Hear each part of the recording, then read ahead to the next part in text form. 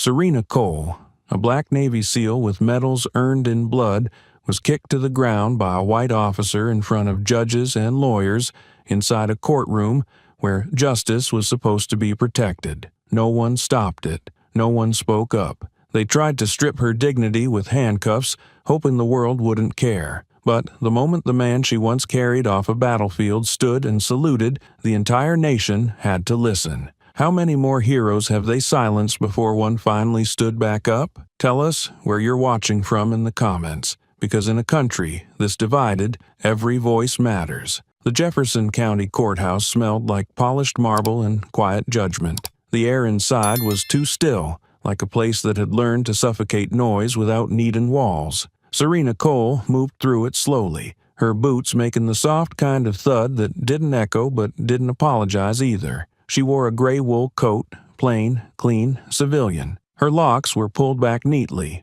No medals, no insignia, no signs of who she was or what she'd survived, just a worn leather folder tucked tightly under her arm, documents she'd promised to deliver in person. She passed a cluster of attorneys gathered near the elevators, their laughter clipped and professional, their posture sharpened by years of courtroom choreography. The air around them carried the scent of expensive cologne, Ivy League entitlement, and unacknowledged superiority. Their suits were tailored too precisely to be mistaken for off-the-rack. Cufflinks gleamed. Laptops rested under arms like badges of intellectual dominance. Their skin, pale, polished, and uninterrupted, reflected the cold courthouse fluorescence as if they belonged to the building itself. None of them turned their heads, not entirely, but Serena felt it, the way their conversation paused by half a second when her footsteps entered their orbit. One of them, a junior associate by the look of his still smooth face,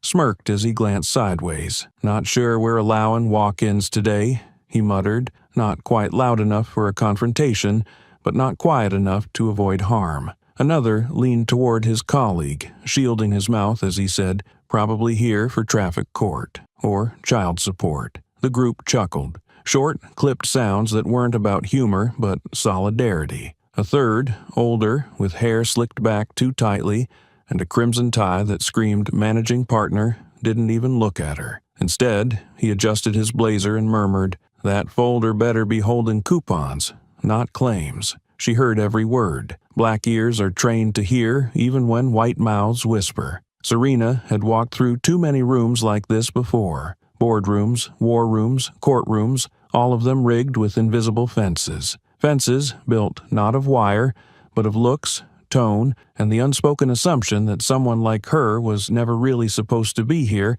unless she was cleaning, pleading, or losing. Noah Briggs, her friend, her brother in arms, was waiting inside courtroom 2B. He had lost a leg in Ramadi and was now losing his dignity stateside, denied his disability benefits without warning or explanation. Serena carried evidence that could turn the tide. Hospital records, incident logs, witness testimony, all buried and ignored until she dug them out herself. Today, she wasn't just delivering documents, she was carrying a chance at justice. Then came the blockade. A uniformed officer stepped into her path, not casually, but like he'd been waiting for this exact moment. Officer Chad Rennick, white, early 30s, with the kind of buzz cut that said authority louder than any badge, crossed his arms over his chest. His jaw tightened in practiced contempt as he looked Serena up and down. "You sure you're in the right building?" His voice wasn't curious. It was cocky, condescending,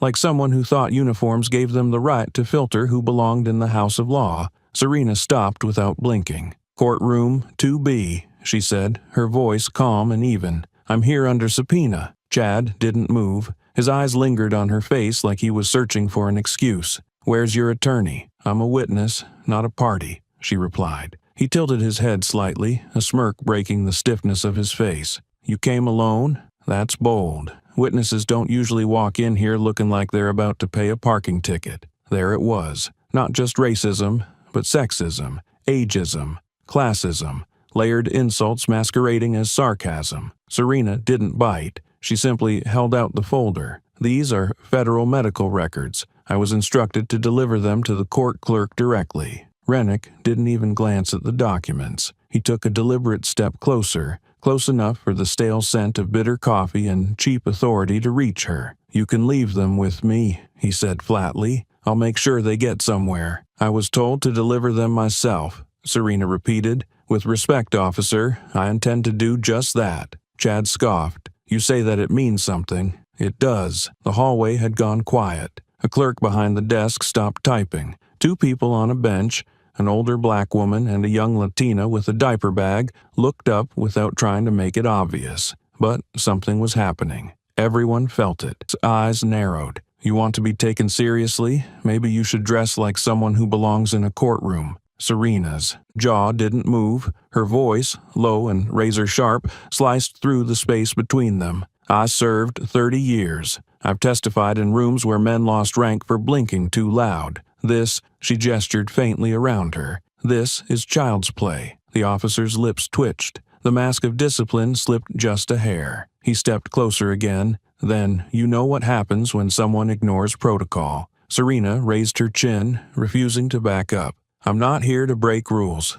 I'm here to honor them. What you're doing right now is obstruction." That was it. But instead of reacting, Serena did something far worse in the eyes of men like Chad Rennick. She didn't flinch. She didn't raise her voice. She didn't even look at him. She stepped around him. With deliberate calm, she adjusted the folder in her hands, straightened her coat as if brushing off a smudge that didn't belong there, and continued walking, past his authority, past his presence, past every microaggression that hung like stale smoke in the air. Chad blinked. Once, then twice. As if confused that she hadn't frozen in place, hadn't offered some kind of resistance to justify the aggression that was burning behind his badge. His jaw tightened. One fist clenched reflexively at his side, knuckles whitening with the kind of frustration that didn't tolerate being ignored, especially not by a black woman who looked him in the eye and saw right through him. "You don't walk away from me," he hissed, too low for the others to hear clearly, but not low enough for it to be mistaken as protocol. Serena kept walking, unshaken. The double doors ahead bore a brass plaque, "Clerk of Court, Records and Submissions." She reached for the handle. Behind her, she could hear Chad's boots pivot sharply on the tile, the kind of sound made not by duty, but by fury. He was following her now, quick, controlled, but not quiet. And the hallway, once still, began to stir. The moment Serena pushed open the door to the Records and Submissions office, the sterile hum of fluorescent lights greeted her like an old, disapproving acquaintance. The office was compact. 2 rows of metal filing cabinets against the far wall, a heavy service window framed by reinforced glass, and one woman sitting behind the counter tapping keys with rhythmic indifference. Serena approached slowly, the scuffed heels of her boots brushing against the faded linoleum that had known decades of quiet footsteps, whispered arguments, and paper trails that had buried lives. The clerk behind the glass barely looked up. Middle-aged, hair too tightly pinned, the nameplate on her desk read D. Arnett. She didn't blink at Serena's presence at first. "I have a subpoena,"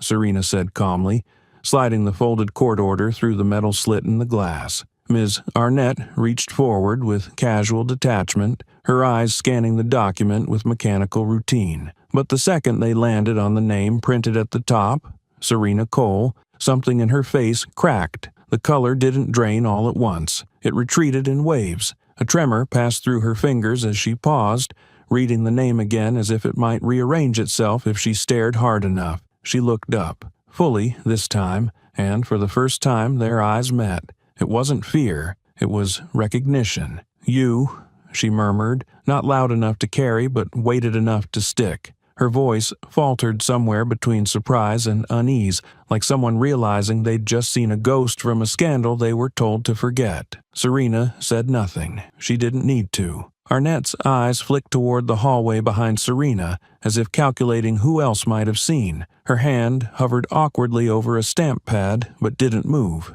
"Is there a problem?" Serena asked, her tone as flat as concrete. "No," the clerk said too quickly, then hesitated.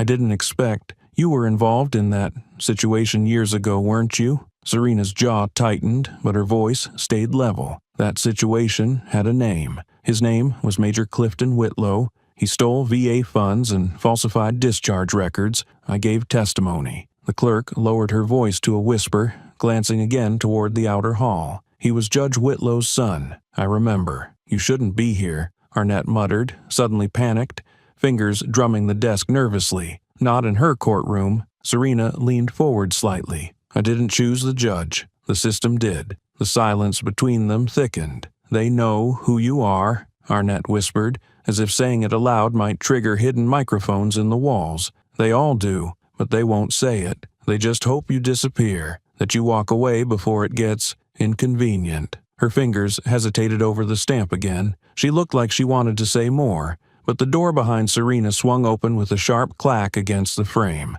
Officer Chad Rennick stood there, fuming, his lips tight, fists clenched, face flushed a deeper shade of contempt. "She doesn't need to be here," he barked, stepping into the room like it belonged to him. "She's not authorized to enter the courtroom." Ms. Arnett sat up straighter, retreating behind protocol like a turtle into its shell. Serena didn't turn to face him. "I'm here under subpoena," she said, still addressing the clerk. "I have legal authority to be present in courtroom 2B, and I've been instructed to deliver these documents in person." Rennick's voice cracked louder now. "I said, I'll take it from here. I'll make sure it gets where it needs to go." The folder was still in Serena's hand. She didn't offer it. Ms. Arnett hesitated, eyes bouncing between the two of them like a bystander to a collision she couldn't stop. "I'll take it," Rennick repeated, his boots edging closer. Now, Serena turned slightly, just enough to face him, her voice now measured but carrying weight. "No," she said. "Chain of custody matters. These records aren't for you. They're for the court." Her refusal landed like a slap.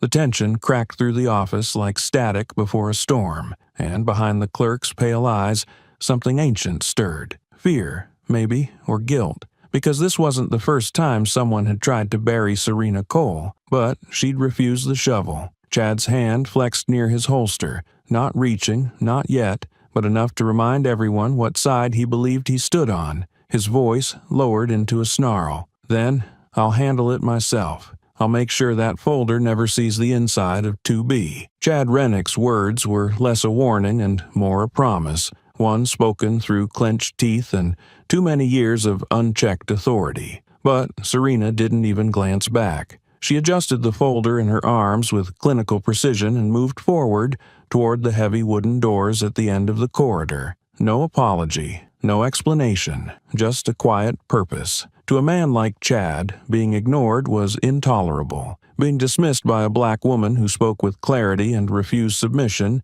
that was something else entirely. His breath shortened, his hands uncurled into fists, and his eyes narrowed with something that had very little to do with courtroom protocol. "You were told to stop," he snapped from behind her, each word louder than the last. Serena kept walking. She wasn't defiant in the way most people expected. She didn't shout. She didn't make a scene. Her defiance came in the form of restraint, a kind of composure that unsettled people who thrived on chaos. She knew the corridor was watching. She also knew most of them wouldn't speak. "I said, stop." Chad's voice cracked again, this time harder, angrier. He took 2 steps toward her. At the foot of courtroom 2B, Serena paused just long enough to offer 5 calm words without turning her head. Chain of custody still matters. That was the last thread. Chad moved without warning, rage spilling out of him in one swift, brutal motion. He reached forward and shoved her squarely in the back, not with the clumsy irritation of someone nudging a line cutter, but with the force of a man who wanted to make a point. Her balance broke instantly. The folder flew from her hands. Pages burst into the air like startled birds, twisting in the light before scattering across the floor. Serena's body hit the marble with a sickening finality. First her knee, then her elbow, then her palm. The sound wasn't dramatic, but it was real, and it was wrong. Time froze. Gasps escaped several bystanders. Somewhere near the bench, a man in a suit dropped his coffee. At the far end of the hall, a clerk behind a glass window covered her mouth, but no one moved, except for a child. The boy, no more than 8, stood beside his mother just a few feet from where Serena had fallen. He stared at her with wide eyes, his grip on his mother's hand tightening. "Mama," he whispered, confused, alarmed. Why'd he push her? His mother didn't answer. "She didn't do anything," the boy added, louder now. Why'd he hurt her? Still, no response. She couldn't explain what had just happened without unraveling everything she'd tried to shield him from. So instead, she did what so many others had done before her. She lowered her eyes and said nothing. Serena didn't scream. She didn't cry out. Instead, she slowly pushed herself up on one arm, the heel of her palm already smeared with blood where it had dragged across the tile. Her breathing was slow but tight, locked behind a clenched jaw. She reached for the nearest page, its corner now crumpled and stained, and began to collect the others in silence. Chad stood over her with his arms still squared, chest heaving, and eyes that refused to acknowledge what everyone else had just seen. His face was blank, but not because he felt nothing. It was the look of someone who knew the hallway wouldn't come to her defense, and he was right. No one moved, no one spoke, no one intervened. They just watched, judges in their own private silence, while a woman who had served her country picked herself up from the courthouse floor like she didn't belong there to begin with. Somewhere behind the bench, a chair scraped softly against the wall. A young woman stood, her expression unreadable, her hands already reaching into her bag. She pulled out her phone and raised it slowly, not with outrage, but with intent. A law student stood up, phone in hand, Lena Carver. She simply raised the camera and hit record, her thumb hovering over the screen like a trigger she'd never trained for, but instinctively knew how to use. Serena remained on one knee, fingers gathering the last few scattered pages from the hallway floor, fingertips streaked red now, the corner of one page stained with the slow bloom of blood where her palm had split open. She moved without a word, without apology, her every motion deliberate and tight, not with weakness but with the kind of restraint that is mistaken for silence by those who have never had to live inside it. The double doors to courtroom 2B opened. Lena's lens tilted slightly, catching the figure stepping through, the black robe trailing, the white collar starched with institutional detachment. Judge Renee Whitlow entered the chamber with the kind of authority that required no words, no announcements. People stood automatically. Conversations ended in mid-sentence. But in the corner of the room, near the floor where Serena knelt, no one moved. Whitlow paused, briefly. Her eyes swept the room, over the onlookers, the clerk's desk, the row of benches, then downward, toward the woman still crouched on the marble floor with blood on her hand and legal documents scattered at her knees. The judge's gaze lingered for less than 2 seconds. Then, like a frame skipped in a broken reel, she continued walking toward the bench. She said nothing. No inquiry, no acknowledgement, no concern, as though what had just happened, what she had just seen,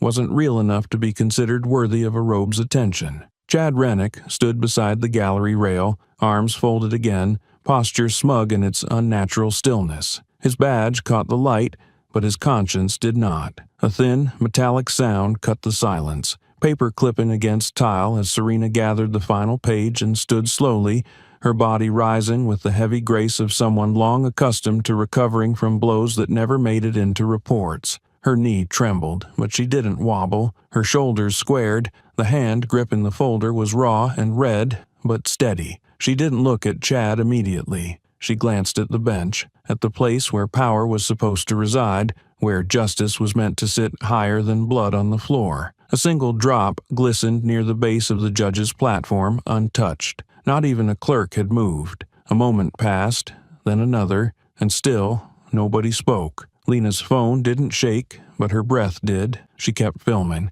Serena finally turned her head, slowly, deliberately, and met Chad's eyes. Not with rage, not even defiance. It was something colder, more enduring, the expression of someone who had spent a lifetime being underestimated and survived it anyway. "You'll regret today," she said quietly, "not because of what you did, but because of what the world just saw you do." Chad didn't flinch, but his jaw clenched slightly, the first crack in the mask. Serena turned her back to him once again, this time slower, not out of pain, but out of certainty. She took one step toward the courtroom, then paused as the echo of a cane tapped the marble. Noah Briggs, with one crutch and one leg, made his way through the gallery aisle. His face was drawn, but fierce. His steps were labored, but deliberate. He didn't ask if she was okay. He didn't need to. Instead, He slid the crutch under his arm and used his free hand to help steady her other side. "You shouldn't be on the floor," he said, his voice low but resonant. "Neither should Justice,"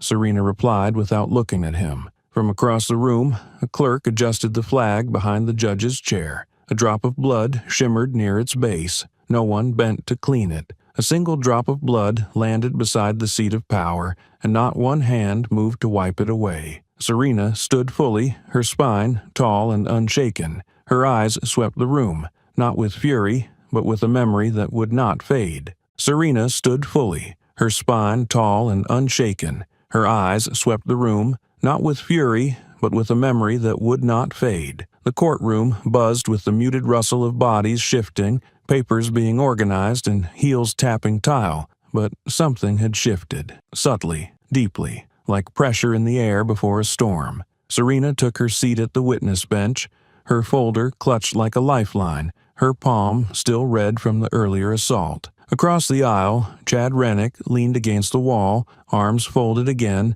posture daring anyone to speak the word excessively. The bailiff called the room to order. The judge adjusted her robe, and somewhere behind them, the courtroom clock ticked past 9:01 a.m. Noah Briggs rose slowly from his seat beside the defense table, gripping his single crutch. The military-grade prosthetic where his right leg had once been tapped the floor in tandem with his steps, creating a rhythm that broke the courtroom stillness. His lawyer tried to ease him back down with a whisper, but Noah shook him off. "Your Honor," he called out, voice strained but loud enough to silence the shuffle of legal proceedings. "Before this trial begins, before anyone reads another line of testimony, I need this court to understand who Serena Cole really is." The judge sighed, eyes narrowing. "Mr. Briggs, please sit down." "I am sitting down," he snapped, jamming the crutch under his arm to steady himself. "Every day for the last 7 years I've been sitting down,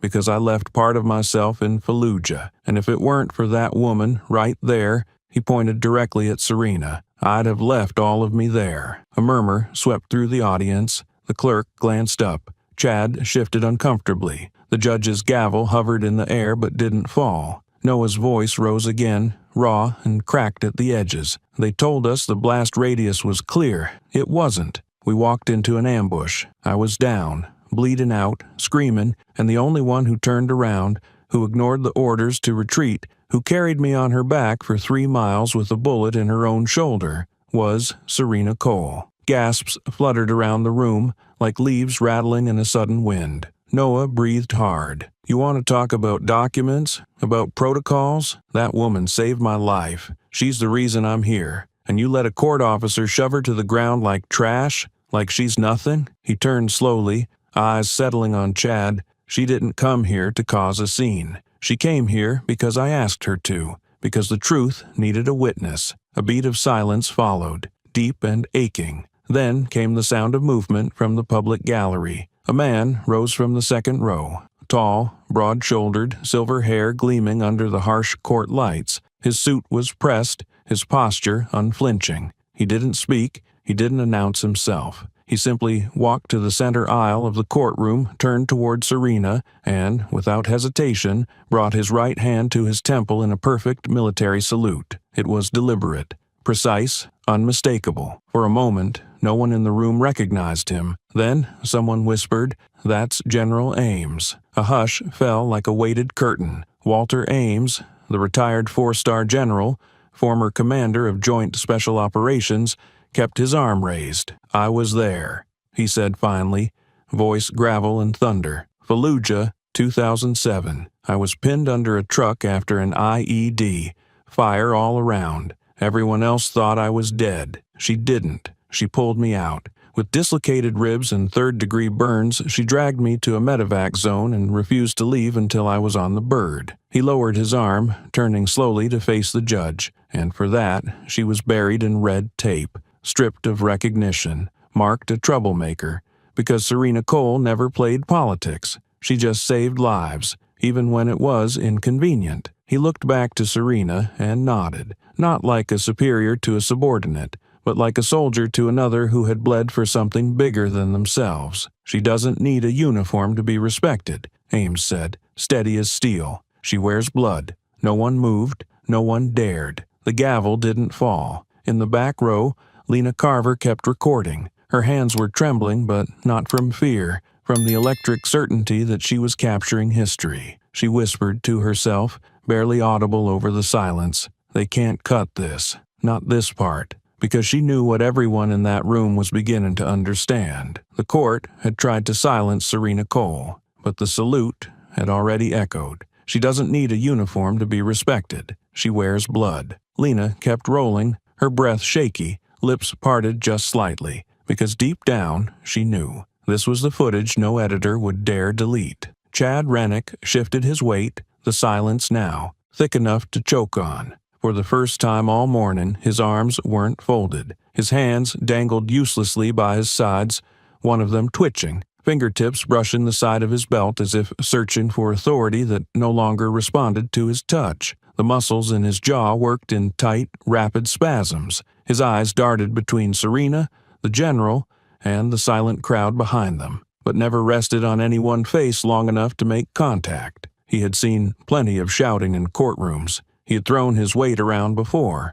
but nothing prepared him for the quiet that followed a salute from a man who once commanded thousands. That kind of silence didn't echo. It was etched into walls, into memory, into consequence. Sweat gathered along his temple, beating beneath the collar of his uniform. He could feel it, the shift in the air, the way the court clerk was no longer pretending not to stare, the way the child near the front bench gripped their parent's hand tighter, the way his own badge, pinned above his heart, suddenly felt like it was burning. From the elevated bench, Judge Renee Whitlow sat motionless. The lines around her mouth had tightened, but her gaze remained unnervingly still, trained not on Serena, but on the distance between them. For a fleeting moment, something flickered in her eyes, an expression that might have passed for regret in another lifetime. The barest tilt of her chin, the almost imperceptible downturn of her lips. But Serena saw it for what it was,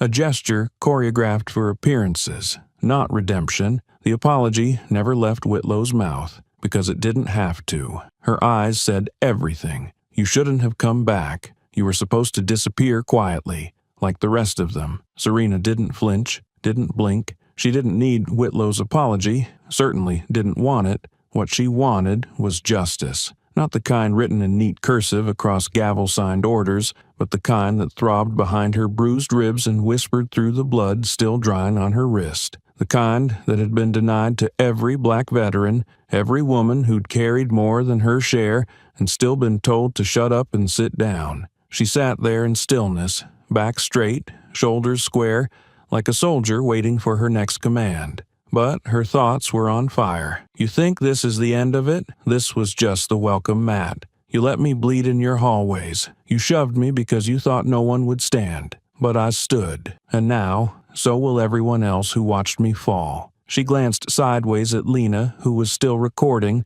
still trembling, but no longer afraid. Serena's fingers closed over the edge of the folder she had fought to carry in, knuckles whitening. You made me spill blood to deliver the truth. I'll make sure every drop counts, because behind her bruises, beneath the silence, Serena Cole was just getting started. By the time the courtroom doors closed and Serena Cole took her seat behind Noah Briggs, the story outside the courthouse had already begun to twist, not by accident, but by design. Inside a dimly lit news suite 2 floors up, the chatter wasn't about justice or blood or courage. It was about optics, about framing, about which angles could be edited, which quotes could be looped, which truths could be trimmed like fat. The station manager, a man who hadn't stepped foot in the courtroom, hovered over a digital timeline of raw footage, his fingers dancing like a butcher's blade. They didn't use Lena's clip. They didn't want her steady hands, her clean audio, her full sequence of Chad's shove, Serena's fall, and the child's trembling question. Instead, they stitched together shaky cell phone clips taken from bystanders farther down the hall, footage that started midway through Serena standing, cut before Noah arrived and muted the crowd's shifting silence. With enough jump cuts and carefully inserted captions, it didn't look like a soldier being struck down. It looked like a disturbance, disorderly conduct at Jefferson County Courthouse. Civilians refuse court instructions, causing delay in proceedings.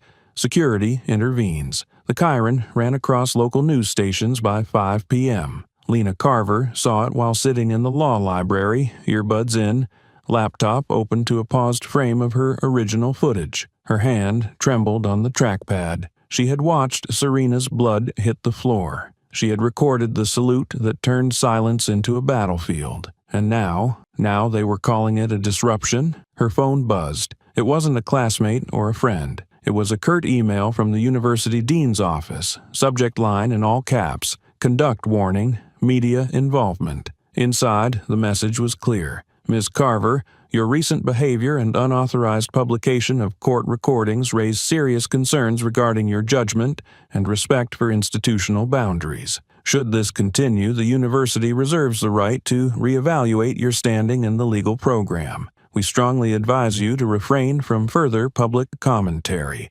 Attached was a clipped screenshot of her name trending beneath the hashtag #StandWithSerena. The second buzz came 5 minutes later from a blocked number. A voice, male, sharp, and unfamiliar. You think law school makes you bulletproof? You're playing with matches in a room full of gasoline. Post one more clip and you'll never graduate. He hung up. Lena didn't cry. She sat still in the corner booth of the library, surrounded by young, ambitious students, some of whom knew her, none of whom dared speak. Her heart pounded, not with fear, but with something rawer, something older. That same storm she saw burning behind Serena's eyes. It was no longer about a grade or a degree. It was about who got to write the record, and who got erased. That night, as the courthouse dimmed and the city cooled into a hush, Lena went home, locked the door, and turned off every light in her apartment but one.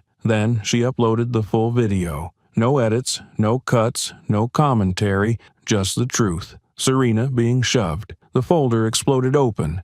Blood on the marble, the child's voice, the general's salute, and one caption at the bottom: "They told us justice would be televised." So I brought a camera. Within 12 hours of Lena's upload, the clip exploded. It didn't trend, it detonated. By morning, the phrase "she wore blood," not a uniform, had been retweeted by retired Army captains, black activists, and country musicians alike. But just as fast as the support surged, the system struck back. By noon, Jefferson County Sheriff Clayton Clay Wexler appeared in front of the press, not in uniform, but in a carefully ironed suit, with the flag behind him and his voice pre-oiled for spin. His eyes never blinked once during the entire 3-minute statement. "Let's not let social media become judge, jury, and executioner," he began smoothly. Officer Rennick was acting under protocol. His job is to maintain the safety and integrity of this courthouse. When emotions run high, sometimes things look different on camera than they feel in the moment. Then came the line he was coached to say, the one that slithered through every network, headline, and comment thread: "Don't let the radical left control the narrative or the courtroom." Just like that, Chad Rennick became a man under fire from the outside, not for what he did. The system turned the lens around, painting Serena not as a decorated veteran or wounded witness, but as a symbol of chaos, used by agitators to destabilize American institutions. The words manipulated, cut, and taken out of context echoed in every official rebuttal. They said Serena rushed the courtroom. They said Lena's footage missed key moments. They said Noah's emotional outburst was unverified and possibly coached. Meanwhile, Officer Rennick was placed on administrative reassignment, which meant a desk, full pay, and a new lawyer funded by the Police Benevolent Association. Back in Serena's modest kitchen, the news played muted while she washed blood from the sleeve of her blouse. The cloth had dried stiff, brown where it should have been blue. She scrubbed in silence, lips pressed thin, eyes glazed but alert. On the table behind her, Noah scrolled his phone, fists clenched tighter with every lie he read. "They don't even say your name," he muttered, "just the individual. Like you're a smudge they want to wipe away." Serena didn't respond. In another part of town, Lena stared at her inbox, flooded with anonymous threats and vague concerns from her academic advisors. She had expected backlash. She hadn't expected to feel this, erased, like her footage had become evidence of her own guilt instead of someone else's crime. And still, the institutions remained unmoved, because systems like these weren't designed to feel, or flinch, or apologize. They absorbed outrage like concrete absorbs rain, slowly, with no visible damage. They didn't rush to defend Serena, or punish Chad, or admit fault. They issued talking points, shuffled press schedules, and reminded the public that safety was their top priority. But in the quiet margins, away from microphones and slogans, a movement began to stir. Because what the system forgot was this: blood, when shed publicly, does not disappear. It stains memory, it ignites action, and it speaks, louder than any title, any badge, any carefully written press release. The clip hadn't just gone viral, it had pierced something. And though the sheriff had spoken, not a single word was meant for Serena. The fluorescent lights of the courthouse hallway flickered overhead with a low electric hum, casting a cold blue pallor across the linoleum. Near the records office, tucked behind a half-open glass door, etched with Jefferson County Judicial Archives, General Walter Ames stood unnaturally still, a man trained for war, but now bracing against a different kind of ambush, one made not of bullets, but bureaucracy. He held the folders Serena had carried like it was a fallen comrade. His calloused fingers turned each page slowly, methodically, scanning lines he already knew should not exist. He had seen the originals, documents proving Noah Briggs was denied benefits illegally, records of physical therapy withheld, emails between VA officers and local prosecutors refusing his disability claims based on non-combat eligibility. Serena had risked her name to get those documents. She had dug, filed Freedom of Information requests, even contacted a retired colonel with connections inside the Department of Veterans Affairs. But these were sterile, sanitized, replaced. Noah's entire case had been reduced to 6 bland pages of procedural language. No denials, no proof of misconduct, just a vague note stating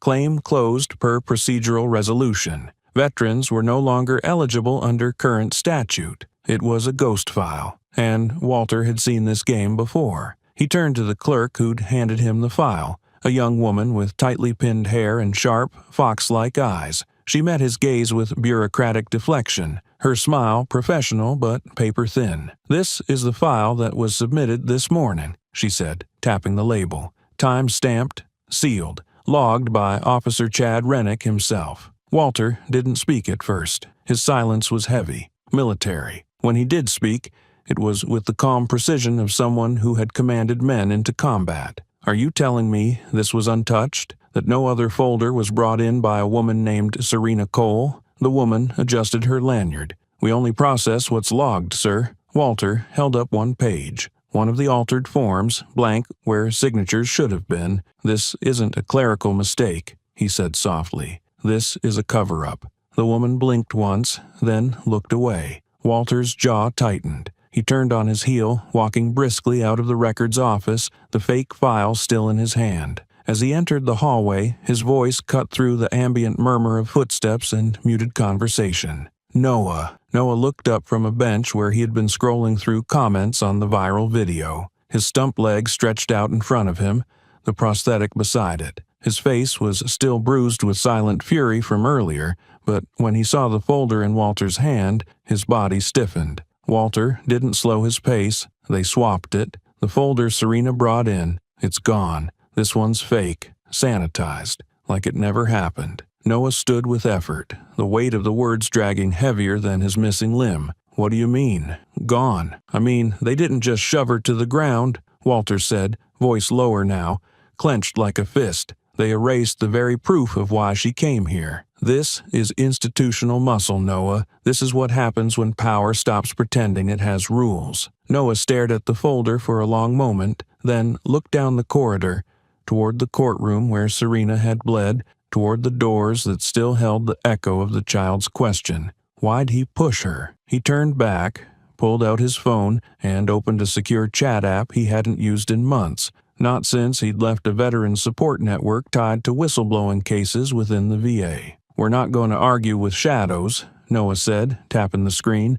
We bring the light." Walter raised an eyebrow. "Do you have someone?" "I've got a few," Noah replied. "Someone in D.C. who still owes me a favor, and a tech vet who doesn't like having her records messed with. They specialize in digital footprints. If this file was swapped, there's a trace, somewhere." Walter handed him the folder. "Then we start with this. Analyze every code, every stamp, every pixel on the seal. If they tried to clean it, they left dirt behind." As Noah secured the documents back into his satchel, Walter stepped closer and lowered his voice. "And Serena?" Noah's eyes flared. "They tried to break her in that hallway, but they're about to find out. She wasn't even fighting yet." In the distance, courthouse monitors replayed B-roll from the sheriff's press conference, Clay Wexler calmly calling for civic patience, while behind him the flag hung limp and quiet. But something louder was stirring now. Noah slid his phone back into his pocket.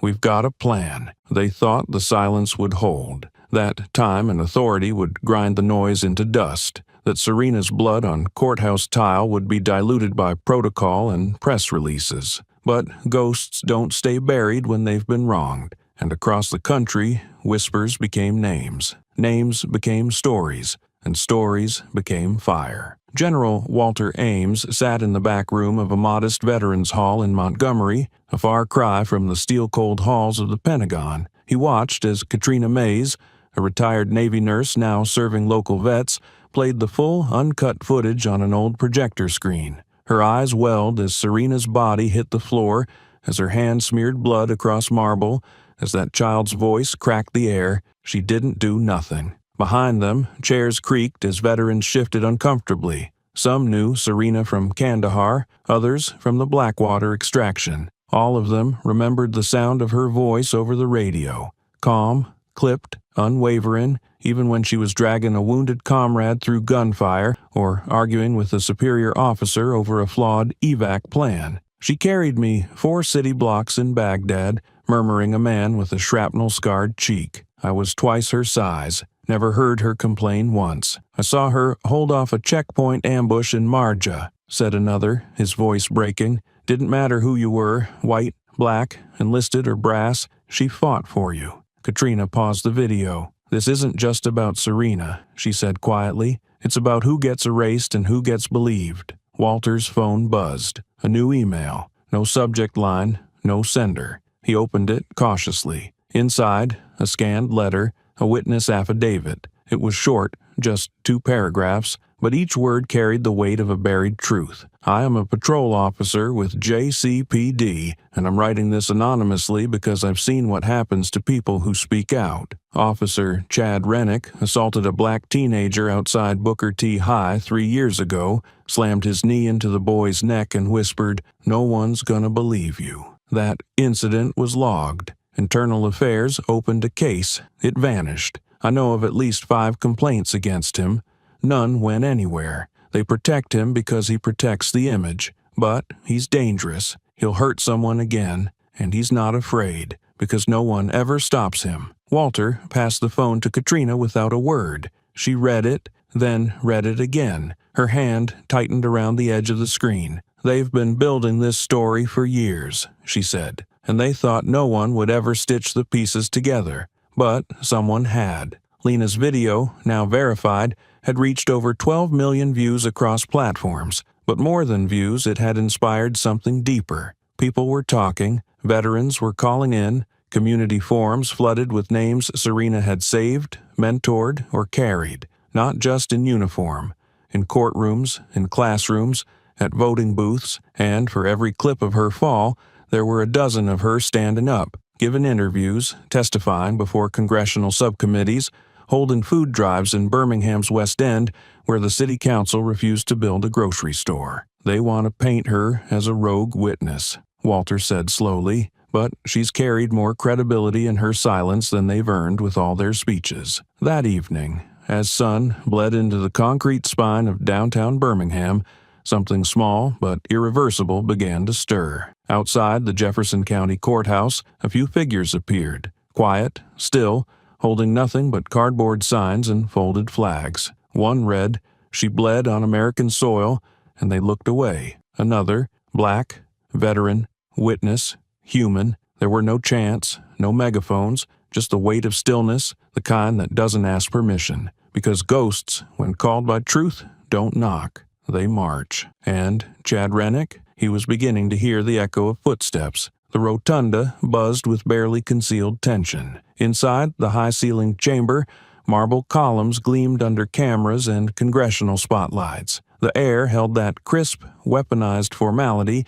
only Washington could perfect. Suits ironed into submission, questions sharpened like scalpels, and smiles rehearsed to hide intent. The House Subcommittee on Veterans Affairs was in session, and for the first time in over a decade, America was about to hear from Serena Cole. She sat alone at the witness table, spine straight, hands folded over the folder they tried to erase. A modest American flag pin shimmered against her blazer. Not military issue, not symbolic armor, just a reminder of what she had bled for. The room was packed. Press, staffers, aides, observers, even a few former SEALs seated in the rear with quiet reverence. But the tension wasn't in the audience. It was across the dais, where a gray-haired congressman from North Carolina, known more for fundraising galas than field service, adjusted his mic and leaned forward. "Miss Cole," he began, tone dripping with syrup and subtle condescension,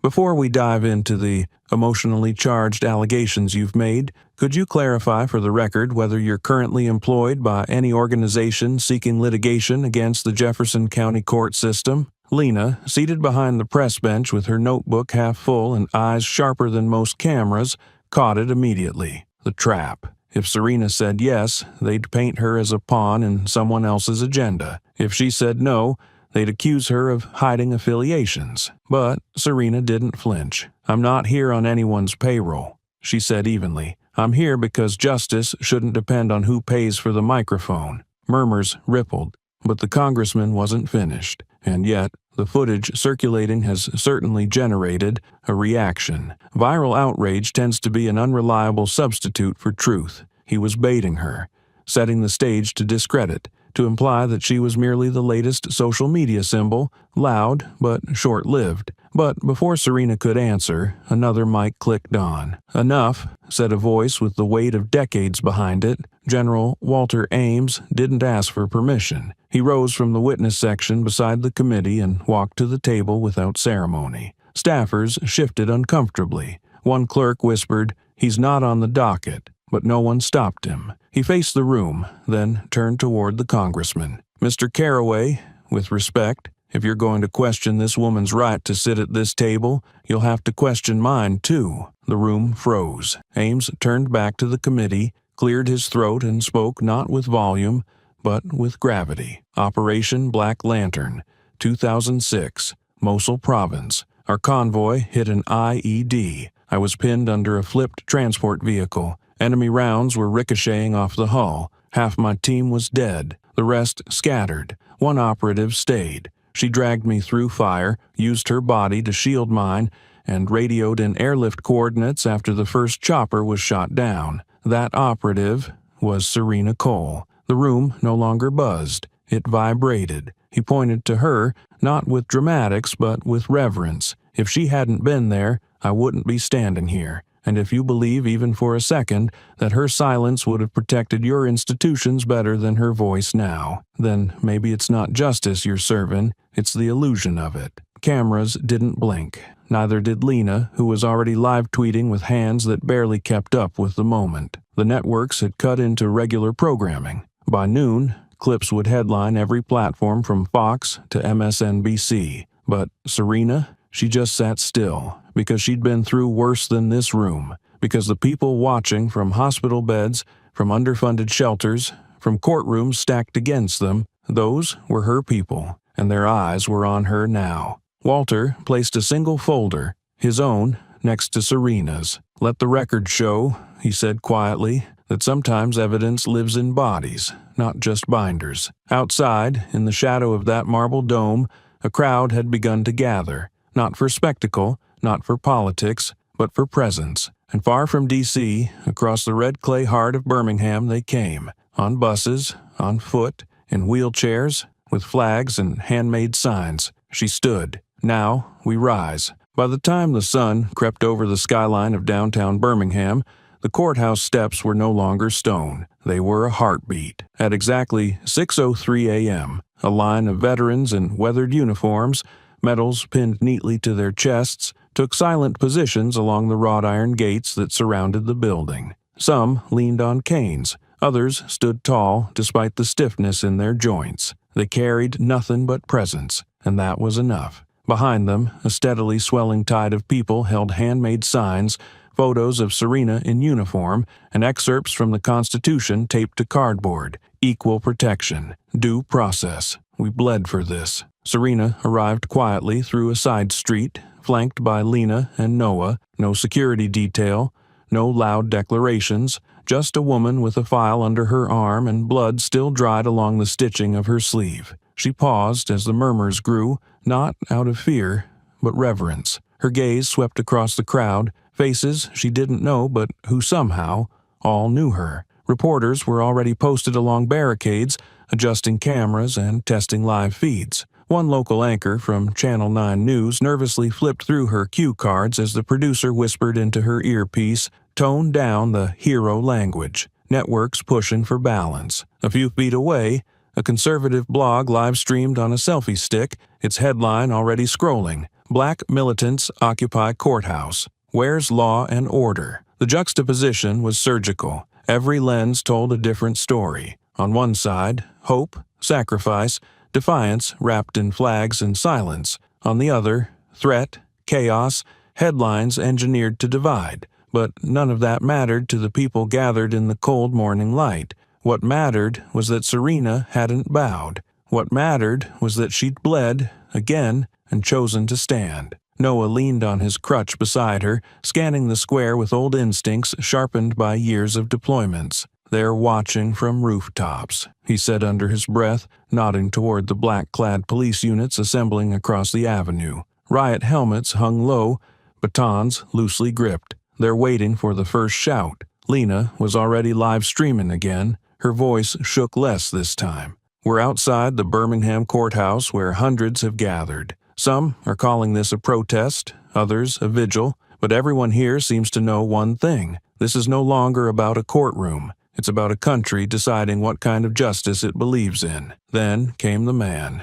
He was no camera seeker, no activist polished by talking points. He looked like he had survived every war this country had ever asked him to fight and then ignored. Wrinkled hands, back hunched from time, and a tattered American flag slung over his shoulder. Not pristine, not ceremonial, but worn and dirt-streaked from marches, deployments, and history. He pushed his walker through the crowd until he stood alone before the courthouse doors. Then he raised the flag, barely holding steady, and shouted with the kind of clarity that doesn't ask permission to echo. "She is the only one left who still honors what this flag is supposed to mean." The words didn't just ripple. They cracked something. A child near the barricade looked up at her mother. Was she a soldier? The mother, eyes wet, nodded. She still is. Behind the courthouse windows, blinds shifted. Inside, men in suits whispered. The city felt like it was leaning forward, holding its breath, because beneath the surface of calm,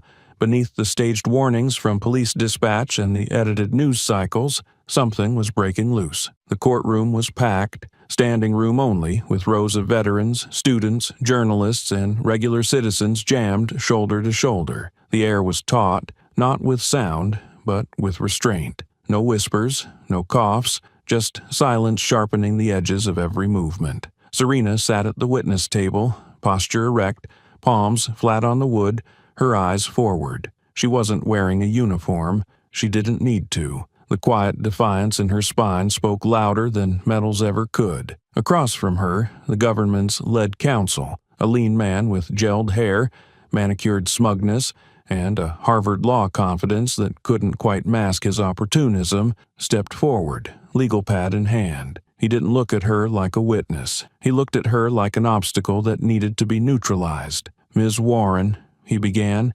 emphasizing the Ms. with a slight inflection that made it sound like an insult. "Your military record is, to be sure, extensive. Fallujah, Mosul, Kandahar, a dozen confirmed high-risk extractions. Commendable." He paused as if he'd complimented her. But let's talk about you." Serena didn't blink. He flipped to a new page. "Several of your commanding officers noted behavioral irregularities, insomnia, refusals to debrief. One report even cited a pattern of emotional detachment following active combat." Serena stayed still, but Lena, seated just behind her, tensed. Noah clenched the edge of his seat. The courtroom held its breath. "And in Fallujah," the attorney continued, voice smooth like a blade, "you made a command decision to deploy force against a civilian convoy. Do you recall that?" Serena's jaw flexed. "I recall being told the convoy was carrying munitions to insurgents. And what did they find?" he asked, stepping closer.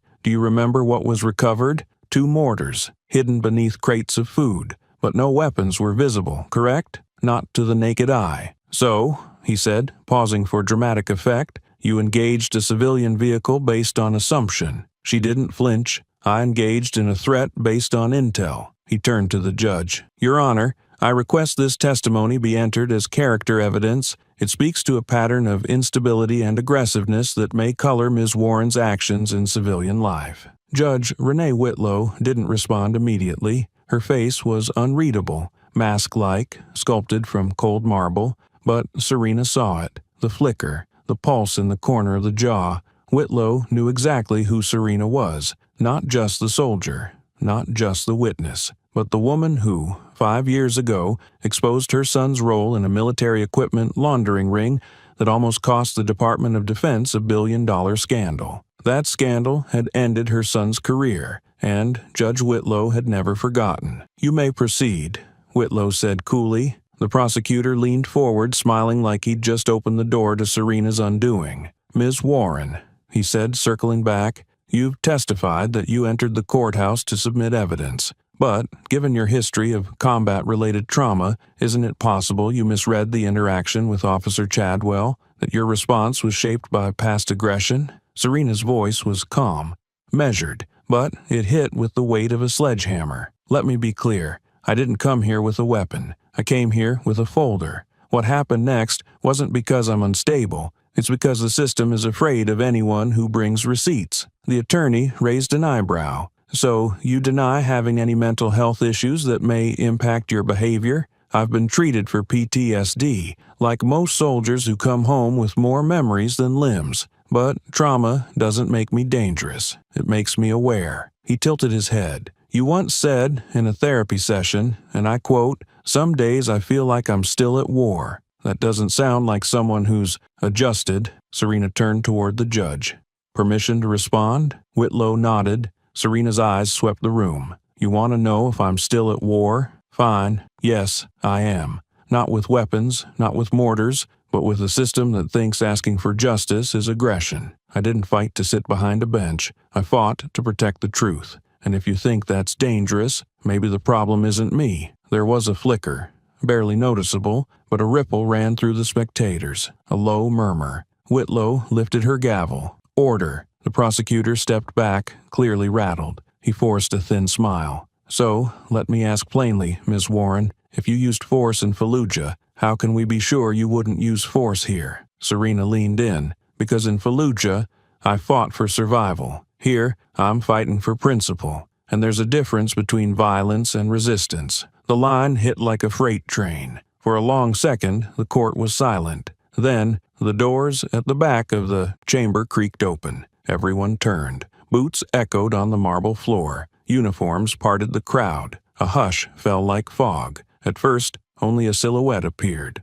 Tall, calm, deliberate. Then the light caught him. General Walter Ames. Decorated with more than medals, he carried weight in Washington, across military circles, and in every institution where truth had grown inconvenient. People stood instinctively. Reporters froze. The judge blinked, visibly startled. Walter walked forward and spoke without being prompted. "My apologies, Your Honor," he said, voice gravel-wrapped in authority. "But if the court is questioning the credibility of Serena Warren, I'd like to offer sworn testimony." He looked down at Serena. She didn't just carry soldiers, she carried this country. And now this country dares to question whether she belongs in its institutions? Shame on us. Lena lowered her camera for a moment, eyes welling. Noah looked straight ahead, jaw clenched in silent pride. Whitlow opened her mouth but said nothing, because there are moments even a gavel can't silence, and this was one of them. With the backlash exploding, Chief Clay ordered an emergency meeting. The narrative was slipping, and fast. Inside the fortified walls of the Birmingham Police Department, Chief Raymond Clay sat hunched behind a mahogany desk far too polished for the mess unraveling beneath it. The blinds were drawn, the press phones silenced, and a hastily assembled roomful of his most loyal officers stood with stiff spines and unreadable faces. He'd called for a war room. What he got was a powder keg. Clay's voice cut through the tense air. "This is nothing but noise," he growled, tapping his finger against a stack of printed headlines. Hero or threat? The woman who shook the system, body cam lies and broken trust, SEAL veteran slammed to the floor, justice denied. It'll pass. It always does. But no one nodded. No one agreed. Because this time it wasn't passing, it was catching fire. Across the table, Sergeant Denise Hall quietly slid a folder forward. Her eyes didn't meet Clay's. "We've had 6 formal complaints about Officer Rennick," she said, "all within the last 3 years, all suppressed." Clay barely looked at the papers. Disgruntled suspects, noise. You know how it is. She didn't blink. 5 were black men, 1 a disabled woman. "Exactly," Clay said with a chuckle so thin it cracked midair. "The kind of folks who think a badge is oppression, let them shout in the streets. Let the cameras roll. As long as we keep our seats, we're still in charge." The room froze, and just behind Clay, unnoticed in the corner, Officer Jared Bloom, a rookie barely out of probation, held his phone in his pocket, camera rolling. The screen illuminated faintly against the navy fabric of his uniform. He never looked down, never flinched. Just let the system speak for itself. 2 hours later, the footage was on national television. Not because Bloom sent it to the press, because his younger sister, a journalism student who'd begged him to be better than the badge, found it on his CloudSync and uploaded it anonymously. The clip needed no context, no editing. It was damned by its very existence. Let them shout in the streets. As long as we keep our seats, we're still in charge. The audio echoed across every platform. Network news, live streams, Instagram reels stitched with side-by-side footage of Serena's blood on courthouse tile. It swept through the nation like a thunderclap. Commentators stopped mid-segment. Veterans groups condemned Clay's leadership. Even late-night hosts broke their usual script to highlight the corruption that now had a face and a voice. And when Serena's photo appeared beside Clay's on primetime news, it wasn't as a suspect. It was the reason the system cracked open. By dawn, the Birmingham Police Department released a terse statement. Chief Raymond Clay has been placed on indefinite administrative leave pending a federal review. By noon, the city's Human Rights Committee confirmed that Officer Chad Rennick had been called to appear before a disciplinary tribunal, under scrutiny not only for his actions against Serena, but for at least 6 previously buried misconduct allegations, all of which bore Clay's initials and a single word stamped in red: resolved. Resolved never meant justice, just silence, until now. In the press conference that followed, no uniformed officer spoke. The podium was manned instead by an interim spokesperson from the mayor's office, who read each sentence like an indictment. The people of Birmingham deserve accountability. The trust between law enforcement and this community has been damaged, not by chaos, but by concealment. We will not defend leadership that belittles truth or protects misconduct under the veil of authority. The time for silence is over, and on the evening broadcasts, the quote that lit up every chyron, every trending tweet, and every headline across the nation, the woman Clay dismissed, just shook the system he thought unshakable. Across the city, windows glowed with the now iconic image. Serena standing bruised but unbowed in the hallway of the courthouse, a thin line of dried blood on her wrist, chin lifted, gaze unwavering. That night, the protest lines thickened, not with rage, but with resolve. Former students, former soldiers, mothers and daughters, even retired officers who had once worked under Clay joined the swelling wave of feet, signs, and silence made powerful. They no longer marched only for Serena. They marched for every time the system shrugged and someone bled quietly behind it.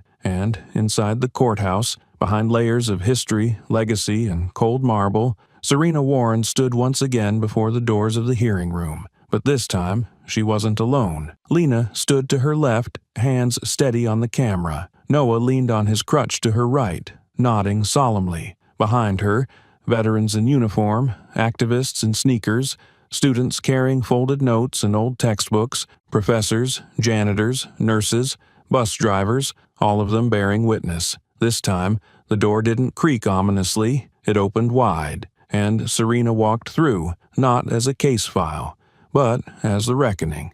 Meanwhile, Serena stepped into the hearing room for the second time, only this time she wasn't alone. The room had changed. Not in architecture, not in layout. It was still the same sterile, wood-paneled chamber with polished brass fixtures and neatly aligned rows, but in gravity. The air itself felt different, thicker somehow, like history had just entered and refused to sit down. Serena stepped forward, her posture dignified despite the bruises that hadn't quite faded. The soft tread of Lena's sneakers followed behind, while Noah moved alongside her in silence, his crutch rhythmically tapping against the marble floor like a war drum slowed by time. Across the back row, cameras clicked in staccato bursts. Live feeds rolled, watched not just by Alabama, but by millions across the country. It was no longer a court hearing. It was an intersection between a fractured justice system and the people it was supposed to serve. The judge called the session back into order, her voice stiff and unrevealing. The government's attorney rose again, shifting papers, prepared to resume the line of sterile, carefully manicured questions. But before he could speak, a hand rose from the observer's bench. It wasn't trembling, it wasn't hesitant, it was measured, intentional, like a flag being raised over uncertain ground. "I request permission to speak," said Professor Isaiah Benton, chair of constitutional law at Alabama Central University. The courtroom turned. A few mouths opened to object, but Judge Whitlow nodded slowly, perhaps sensing that to deny him would be to deny the room its oxygen. Professor Benton stood, straightened his dark blazer, and moved toward the front with the quiet authority of someone who had spent a lifetime teaching others how to think,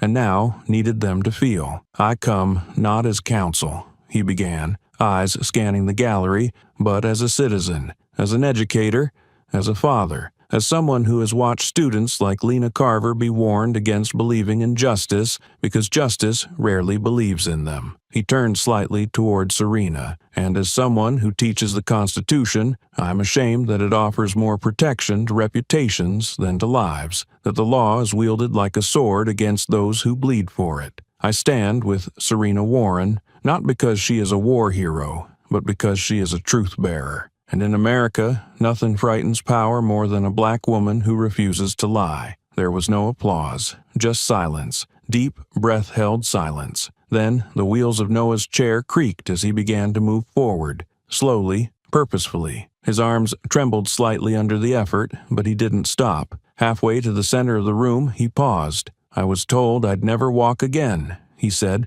voice hoarse but loud enough to carry. "That I was lucky to be alive after Fallujah, that my injuries were a miracle of modern medicine." He shifted, grabbed the sides of his wheelchair, and locked his gaze on Serena. "But it wasn't medicine that got me out. It was her. She carried me 3 miles through sniper fire, 2 broken ribs, and no backup. I don't care if this court wants to define her by courtroom decorum. I define her by blood, smoke, and salvation." Noah struggled again. His legs shifted, spasmed, and then, slowly, he pushed himself up. Not fully, not for long, but enough. A tremor ran through the room like a ripple across glass. Veterans in the back row sat up straighter. One began to quietly remove the pins from his lapel, medals from conflicts most Americans had forgotten. A second followed, then a third. Noah let the weight of the moment settle before speaking again. "If I had to crawl here today, I would have.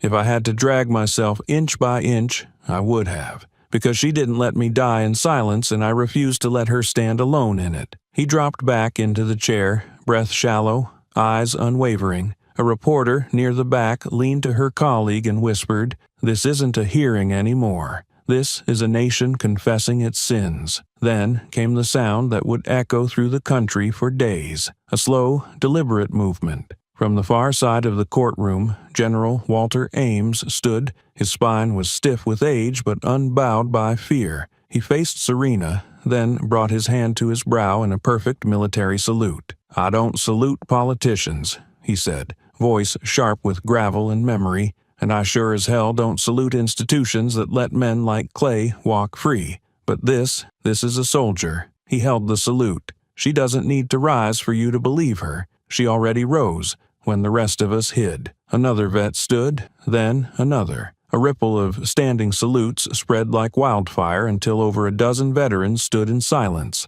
hands raised not to a flag, but to a woman who had carried it in ways the nation couldn't. Television crews caught every second. Live streams flooded TikTok and Instagram. Hashtags exploded. Hashtag She Stood We Rise, and the salute heard round the nation. Across the country, schools paused lessons to watch. Soldiers in barracks shared the footage between drills. Students in civics classes wrote essays that began, "A hero is someone who stands when the world sits." Serena, still silent, wiped the corner of her eye, not for herself, but for all the women like her who never got this room, never got this platform, never got this chance to be heard without permission. In the hallway outside, protesters began chanting, no longer just angry, but resolute. The noise no longer sounded like rage. It sounded like reckoning. A reporter turned to her colleague and whispered, "This isn't a hearing anymore. This is a nation confessing its sins." The sun had long since dipped behind the skyline, casting the courthouse in hues of deep amber and soft gray. The hearing room, once sterile and still, now breathed with the tension of a country holding its breath. The veterans had taken their seats once more.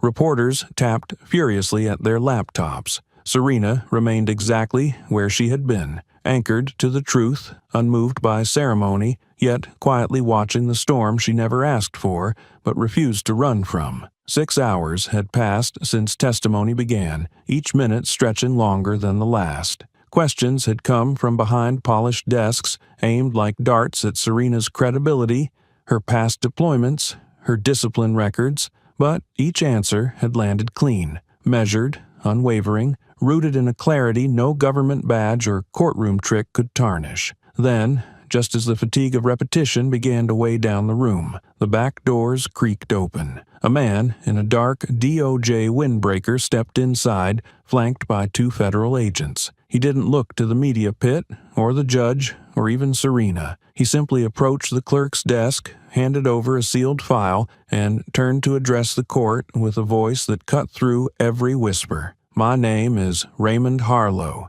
Deputy Director of Civil Rights Enforcement. I am here under direct authorization from the Department of Justice. As of this evening, we are opening a formal federal investigation into potential civil rights violations and systemic abuse of power within the Birmingham judicial and law enforcement systems, effective immediately." The room didn't gasp, it didn't cheer, it just froze, as if the building itself had to recalibrate. Judge Whitlow's grip tightened on the armrests of her bench, her expression stretched tight beneath the veneer of professionalism. This wasn't just a hearing anymore, it was an indictment waiting. Serena blinked, once, calm. Her eyes didn't gleam with triumph, only a quiet ache that said, "Finally, someone's listening. But they should have never needed a room like this to hear us." The judge cleared her throat, but the authority in her voice had diminished. It was no longer in command. It was recovery. "This court acknowledges the announcement,"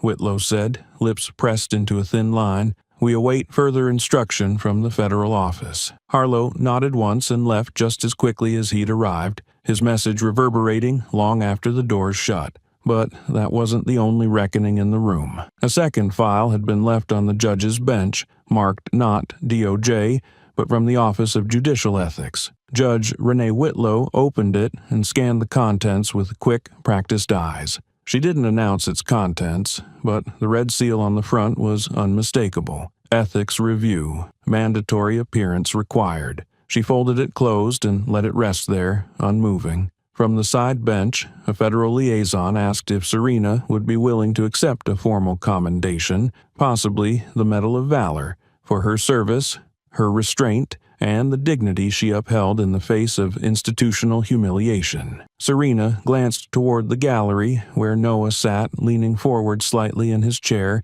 and Lena clutched her phone as the live stream continued rolling. She stood, but this time, not because she had to, not because she was called. She rose for herself. "I appreciate the offer," Serena said, her voice steady but edged with fire. "But I'm not here for a medal." A murmur moved through the room. "What I want," she continued, "is for every name that's been denied. Every black veteran who got a no stamped on their file for reasons no one could explain. Every woman of color who was told her injuries weren't real enough, her discipline not clean enough, her silence not obedient enough." She stepped closer to the center of the courtroom, speaking not just to the judge, but to the cameras, the networks, the millions watching. "I don't need a title to heal, but I demand this country stop erasing those who earn the right to be remembered." She took a breath and let the weight of the moment hold. "I want a review of every rejected veteran benefit file of a black service member in the past 10 years.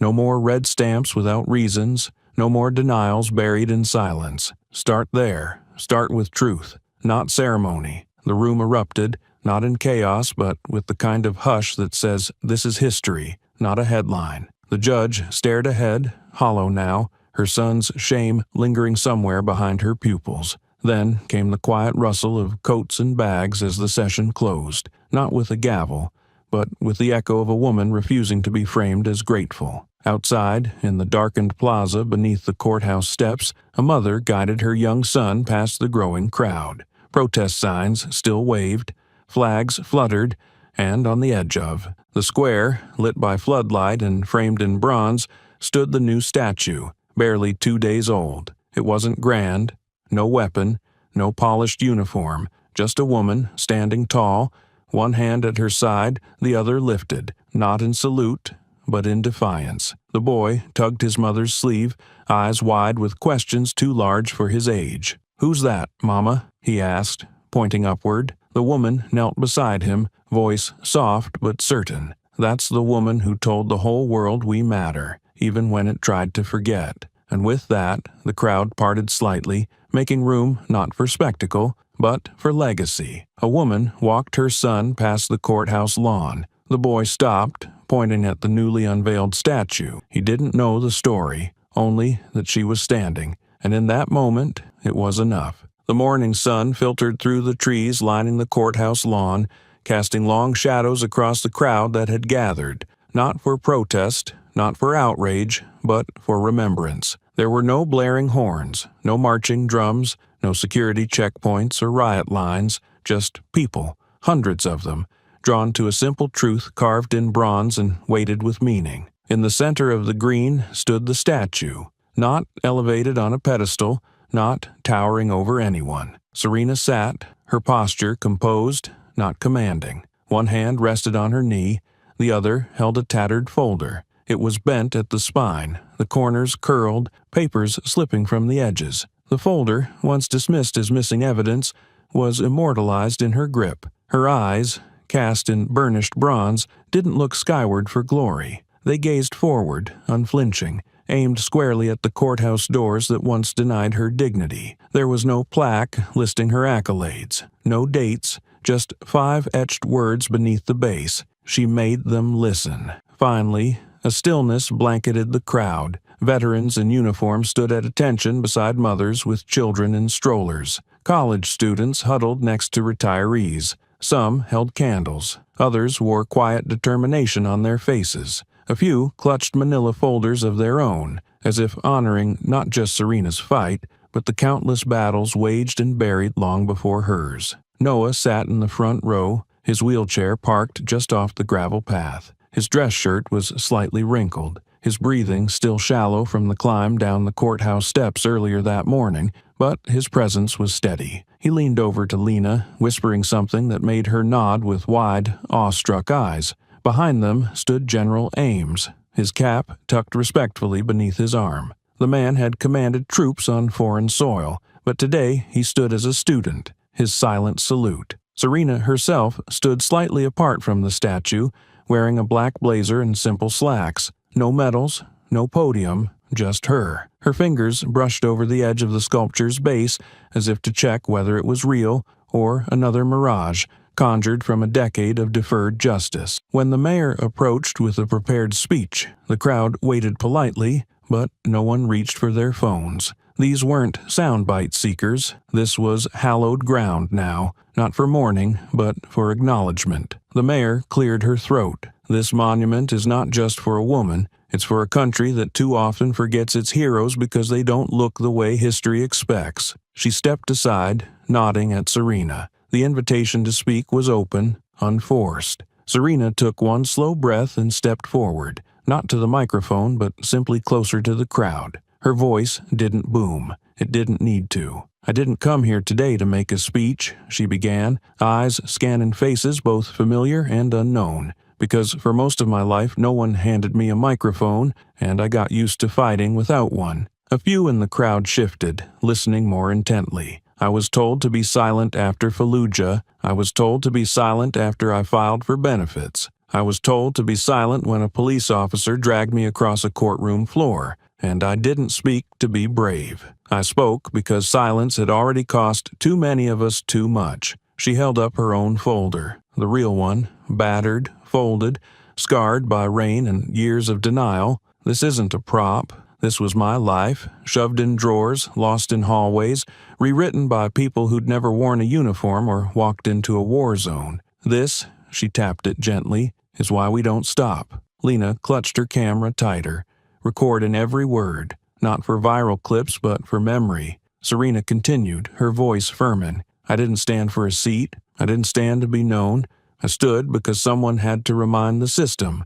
We are still here, and whether we walk with medals or limp with trauma, we will not be erased." Then, pausing to glance at the statue, she added, "I didn't build this. You did. Every one of you who showed up.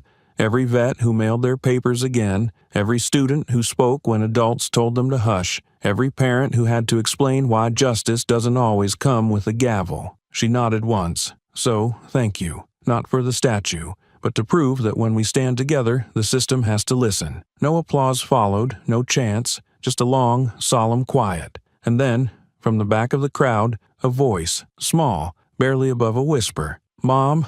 a child asked, tugging at his mother's sleeve. "When I grow up, can I be like her?" The mother knelt down beside him. Her answer wasn't recorded, but her tearful smile said everything. A breeze swept through the square, lifting flags and ruffling coat sleeves. Across the courthouse lawn, one veteran stepped forward and saluted, not for Serena alone, but for the weight of every name unspoken. Another followed, then another, until a dozen stood, then 24 more, arms raised not to command, but to honor. And still, no one clapped. Instead, heads bowed, not in defeat, but in gratitude. Reporters snapped photos, unsure whether this was a closing chapter or the first honest paragraph in a history that had been footnoted for too long. Cameras panned to the statue once more.